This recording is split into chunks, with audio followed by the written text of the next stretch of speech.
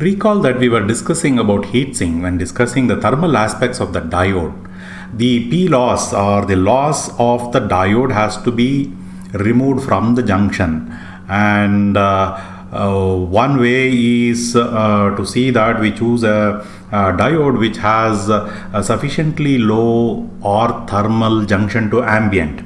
But if it is a high power diode where the power dissipation is large, then our thermal junction to ambient may not be sufficient. So you may have to put external heat sinks attached to the body of the diode such that the heat is removed away.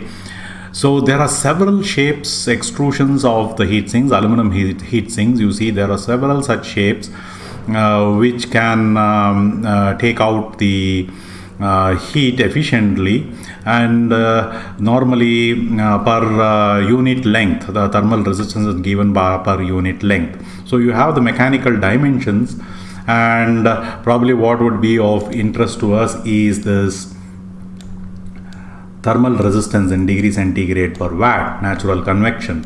So you see that it varies for different extrusion shapes and the cross section areas and all those things. So this basically this column here gives you an idea of the heat sink, and then you have the different shapes. You can choose from a variety. This is one such classification called the ATS type of extrusions.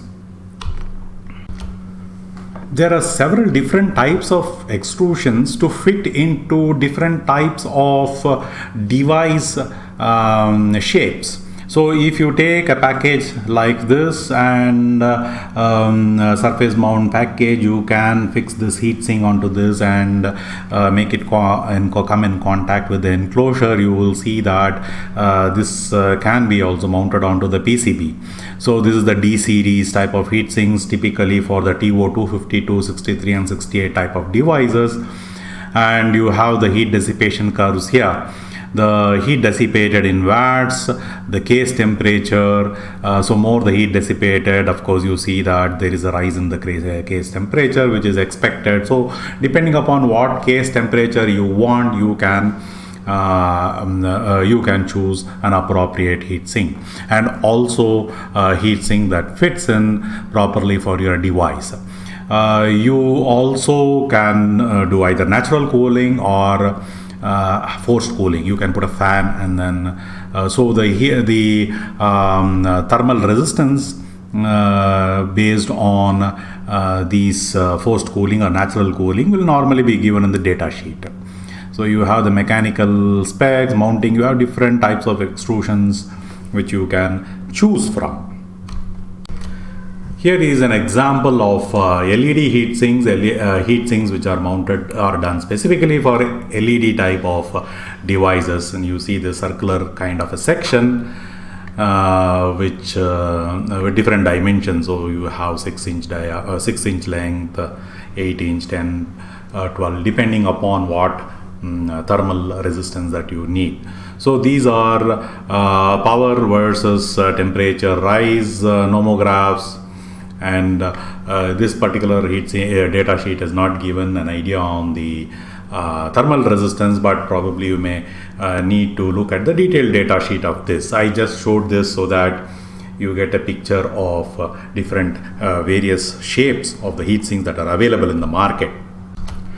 Yeah, these are the EX series heat sinks, very useful. See, this is for the TO220 and TO247 packages, very common packages for diode and bridge rectifiers. So this is what probably you may use for the diodes and bridge rectifiers. Very, very popular kind of mounting. You see that these are PCB mountable, and on the back you will mount the TO220 package, and the pins will stick out here, and then you will mount it onto the PCB.